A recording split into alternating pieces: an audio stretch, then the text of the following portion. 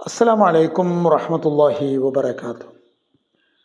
മഹാനായ നബി തിരുമേനി സല്ലല്ലാഹു അലൈഹി വസല്ലമ തങ്ങളും 1400 അല്ലെങ്കിൽ 1500 സഹാബിവര്യന്മാരും പരിശുദ്ധ മക്കയിലേക്ക് പുറപ്പെട്ടു. ഉംറ നിർവഹിക്കാനാണ് അവരുടെ ഉദ്ദേശമെന്ന് നബി സല്ലല്ലാഹു അലൈഹി വസല്ലമ തങ്ങൾ ആദ്യമേ പറഞ്ഞിരുന്നു. അവർ ദുൽഹുലൈഫയിലെത്തി. നമ്മൾ നേരത്തെ പറഞ്ഞ പോലെ മദീന വഴി ഹജ്ജിനോ ഉംറക്കോ വരുന്നവർ അതിലേക്കുള്ള പ്രവേശനമായ ഇഹ്റാം ചെയ്യേണ്ട സ്ഥാനമാണ് ദുൽഹുലൈഫ. മസ്ജിദ് നബവിയിൽ നിന്ന് ഏതാണ്ട് 14 കിലോമീറ്ററാണ് ദുൽഹുലൈഫയിലേക്കുള്ള ദൂരം. അവിടെ ഹുലാഫ് എന്ന പേരുള്ള ഒരു ചെറിയ തരം ചെടികൾ നന്നായി വളരുന്നൊരു സ്ഥലമായിരുന്നു. അതുകൊണ്ടാണ് അങ്ങനെ പറയുന്നത് എന്നൊക്കെ അഭിപ്രായമുണ്ട്. എന്തായിരുന്നാലും ഇപ്പോൾ ആ സ്ഥലത്തിന് അബിയാർ അലി എന്നാണ് പറയുക. ഇപ്പോൾ എന്നല്ല, പുതിയ കാലത്തുണ്ടായ പേരല്ല. മഹാനായ അലി റളിയല്ലാഹു അൻഹുവിൻ്റെ കാലഘട്ടത്തിൽ തന്നെ ഈ സ്ഥലത്തിന് അബിയാർ അലി എന്നാണ് പറഞ്ഞിരുന്നത്. മഹാനായ അലി റളിയല്ലാഹു അൻഹു ഖിലാഫത്ത് ഏറ്റെടുത്തപ്പോൾ അദ്ദേഹം അവിടെ പള്ളിയും ജലസേചന സൗകര്യവും ഏർപ്പെടുത്തുകയുണ്ടായി. കാരണം ധാരാളം ആൾക്കാർ അവർക്ക് പരിശുദ്ധ മക്കയിലേക്ക് പോകാനൊക്കെയുള്ള ഇഹ്റാമിൻ്റെ സ്ഥലമാണല്ലോ അത്. അതുകൊണ്ട് ഇഹ്റാം ചെയ്യുന്നവർക്ക് കുളിക്കുവാനും ശുദ്ധീകരണങ്ങളൊക്കെ നടത്തുവാനും ഒക്കെ ഒരുങ്ങുവാനൊക്കെ വേണ്ട സൗകര്യങ്ങളൊക്കെ അവിടെ ഒരുക്കേണ്ടത് ഖലീഫയുടെ ബാധ്യതയാണ്. ഏതായിരുന്നാലും ഖലീഫ അലി റളിയല്ലാഹു അൻഹു ആണ് അവിടെ ഒന്നിലധികം കിണറുകൾ ഈ ആവശ്യത്തിന് വേണ്ടി നിർമ്മിച്ചത് എന്നാണ് ചരിത്രം. അന്ന് മുതലാണ് അവിടെ അബിയാർ അലി എന്ന പേരിൽ അറിയപ്പെടുന്നത്. ഇപ്പോഴും അബിയാർ അലി എന്ന് തന്നെയാണ് പറയുന്നത്. ഏതായിരുന്നാലും അവിടെ എത്തിയിട്ട് നബി സല്ലല്ലാഹു അലൈഹി വസല്ലം തങ്ങൾ ഇഹ്റാമിന് വേണ്ടി കുളിച്ചു. എല്ലാവരും കുളിച്ചു. അത് കഴിഞ്ഞതിന് ശേഷം ഇഹ്റാമിൻ്റെ വസ്ത്രങ്ങൾ ധരിച്ചു. എന്നിട്ട് ഇഹ്റാം ചെയ്തു. വസ്ത്രങ്ങൾ ധരിക്കുന്നതിനല്ല ഇഹ്റാം എന്ന് പറയുന്നത്. ഇഹ്റാം എന്ന് പറയുന്നത് ഹജ്ജ് ചെയ്യാൻ അല്ലെങ്കിൽ ഉംറ ചെയ്യാൻ വേണ്ടി ഞാൻ കരുതി എന്ന് നിയ്യത്ത് ചെയ്യുന്നതിനെയാണ്. എന്നിട്ട് തുടർന്ന് 2 റക്അത്ത് നിസ്കരിക്കലൊക്കെ സുന്നത്താണ്. അതിൻ്റെ കർമ്മശാസ്ത്രം ആണ് അത്. നമ്മൾ ചരിത്രത്തിലൂടെയാണ് മുന്നോട്ട് പോകുന്നത്. എന്തായിരുന്നാലും മഹാനായ നബി സല്ലല്ലാഹു അലൈഹി വസല്ലം തങ്ങൾ അവിടെ വെച്ച് ഇഹ്റാം ചെയ്തു. പിന്നെ അത് കഴിഞ്ഞിട്ട് ഈ ഹദിയ ഉണ്ടായിരുന്നു അവരുടെ കരങ്ങളിൽ.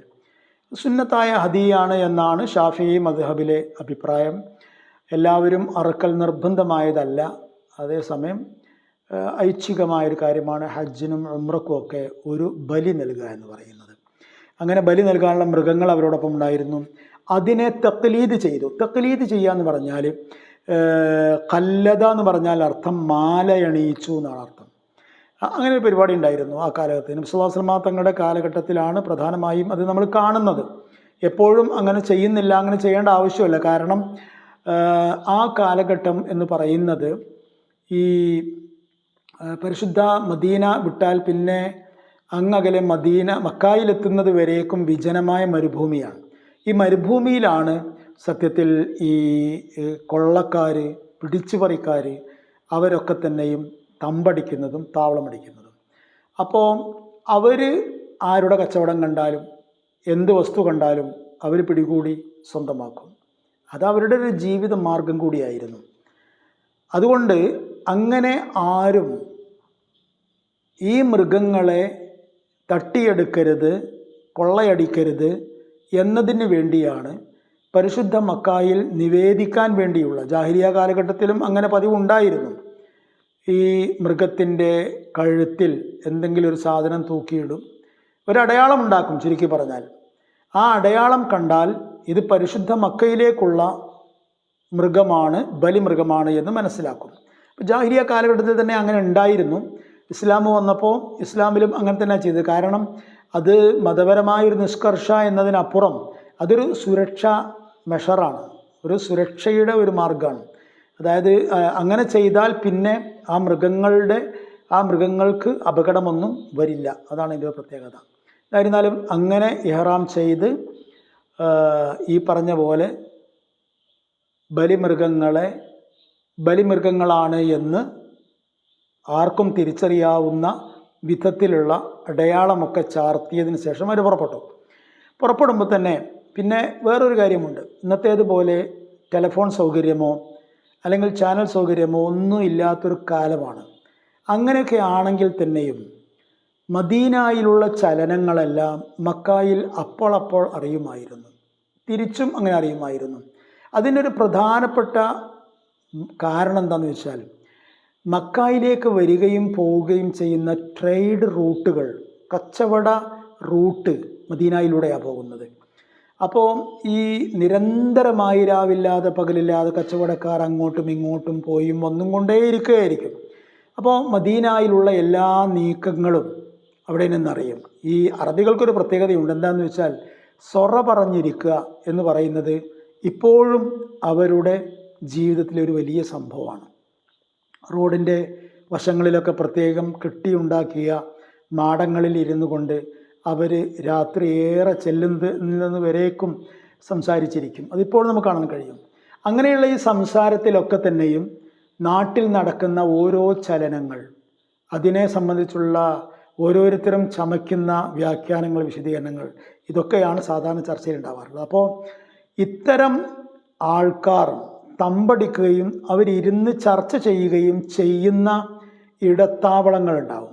ആ ഇടത്താവളങ്ങളിലാണ് ഈ ട്രേഡ് റൂട്ടിലൂടെ വരുന്ന കച്ചവട സംഘക്കാർ സാധാരണ വിശ്രമിക്കാൻ നിൽക്കാറുള്ളത്. അവർക്ക് വേണ്ട കാര്യങ്ങളൊക്കെ ആ സ്ഥലത്ത് ഉണ്ടാവും. അതാണ്, വെള്ളമുണ്ടാകും, വിസർജനത്തിലുള്ള സൗകര്യങ്ങളുണ്ടാവും, ഭക്ഷണമുണ്ടാവും, അങ്ങനെയുള്ള സൗകര്യങ്ങളെല്ലാം ഉണ്ടാവും.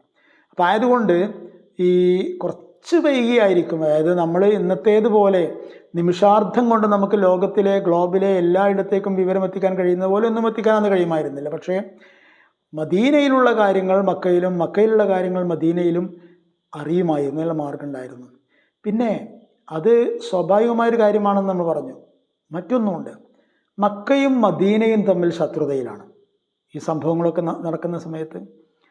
അപ്പോൾ പ്രത്യേകിച്ചും ഈ കാര്യങ്ങൾ സൂക്ഷ്മമായി നിരീക്ഷിക്കാനും അപ്പുറത്ത് വേണ്ടപ്പെട്ടവരുടെ ചെവിയിലും ശ്രദ്ധയിലും എത്തിക്കാനും അതിൻ്റെ കൃത്യമായ വ്യാഖ്യാനങ്ങൾ നടത്താനൊക്കെ ഉള്ള ഒരു വലിയ ടെൻഡൻസി തീർച്ചയായിട്ടും ചില ആൾക്കാർക്ക് ഉണ്ടാവും. അങ്ങനെയൊക്കെ ഒപ്പാടെ കൂടിയിട്ട് മക്കയിൽ മഹാനായ നബി സല്ലല്ലാഹു അലൈഹി വസല്ലം തങ്ങളും സഹാബിമാരും ഉംറയ്ക്ക് വേണ്ടി പുറപ്പെട്ടിരിക്കുന്നു, അവർ വരുന്നുണ്ട് എന്ന വാർത്ത മക്കയിൽ അറിഞ്ഞിട്ടുണ്ടായിരുന്നോ ഇല്ലേ എന്നുള്ളത് ഉറപ്പുവരുത്തേണ്ട ആവശ്യമൊന്നുമില്ല. അത് സ്വാഭാവികമായും അറിയും.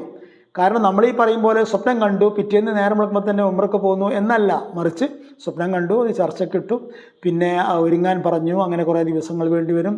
അതൊക്കെ കഴിഞ്ഞിട്ടാണ് അവർ യാത്ര ഇറങ്ങുന്നത്. ഏതായിരുന്നാലും മഹാനായ നബി സല്ലല്ലാഹു അലൈഹി വസല്ലം തങ്ങൾ അതുകൊണ്ട് ദുൽഹുലൈഫയിൽ നിന്ന് യാത്ര പുറപ്പെട്ട ഉടനെ തന്നെ ഒരു ചാരനെ മക്കായുടെ ഭാഗത്തേക്ക് നിയോഗിച്ചു. ബനു ഹുസാക്കാരനായ ഒരാളായിരുന്നു. ബനു ഹുസാക്കാർ മഹാനായ നബിയോട് പണ്ടേ ആഭിമുഖ്യവും താല്പര്യവുമുള്ള ആളായിരുന്നു. ഈ പറഞ്ഞ ആൾ സത്യവിശ്വാസികളിൽപ്പെട്ട ഒരാളുമായിരുന്നു. അയാളോട് പറഞ്ഞു, അയാൾ എന്താ ചെയ്യേണ്ടതെന്ന് വെച്ചാൽ, പിന്നെ വേഗം പോവുക, സാധാരണ യാത്രക്കാർ പോകുന്ന സ്പീഡിലല്ല, വേഗത്തിൽ പോവുക, എന്നിട്ട് വേഗത്തിൽ വിവരങ്ങൾ ഈ യാത്രാ സംഘത്തെ അറിയിക്കുക, അതാണ് അയാൾ ഉത്തരവാദിത്വം. അങ്ങനെ അയാളെ പറഞ്ഞയച്ചു. അയാൾ പോയി, അയാൾ മക്കയിലെ വിവരങ്ങൾ ചോർത്തിയെടുത്തു. മക്കയിൽ പോയി ചോർത്തിയെടുക്കാൻ കഴിയില്ല, പക്ഷേ മക്കയുടെ പരിസ്ഥിതി അറബികളെ സംബന്ധിച്ചിടത്തോളം അവർക്ക് അതിനൊക്കെ ഉള്ളൊരു പ്രത്യേകമായ ഒരു ഫിറാസത്ത് എന്ന് പറയുന്ന ഒരു പ്രത്യേക കഴിവുള്ള ആൾക്കാരാണ് അറബികൾ എന്ന് പറയുന്നത്. അതുകൊണ്ട് അദ്ദേഹം നബി സല്ലല്ലാഹു അലൈഹി വസല്ലം തങ്ങളും സംഘവും ഉസ്ഫാനിലെത്തുമ്പോൾ, ഉസ്ഫാൻ എന്ന് പറഞ്ഞാൽ ഇന്ന് ഏതാണ്ട് ജിദ്ദ നഗരത്തിൻ്റെ തൊട്ടടുത്തുള്ളൊരു സ്ഥലമാണ്. അവിടെ എത്തുമ്പോഴേക്കും, അതായത് മക്കയിൽ നിന്ന് ഏകദേശം ഒരു 150 കിലോമീറ്റർ, ഇന്നത്തെ റോഡ് സൗകര്യങ്ങളിൽ അങ്ങനെ പറയാം, ഒരു 150 കിലോമീറ്റർ എത്തുമ്പോഴേക്കും ആ ദൂതൻ വിവരങ്ങൾ അന്വേഷിച്ച് തിരിച്ചെത്തി. അയാൾ മക്കയിലെ ചലനങ്ങൾ കൃത്യമായി ഒപ്പിയെടുത്തിരുന്നു. പറയാം. അസ്സലാമു അലൈക്കും വറഹ്മത്തുള്ളാഹി വബറകാതുഹു.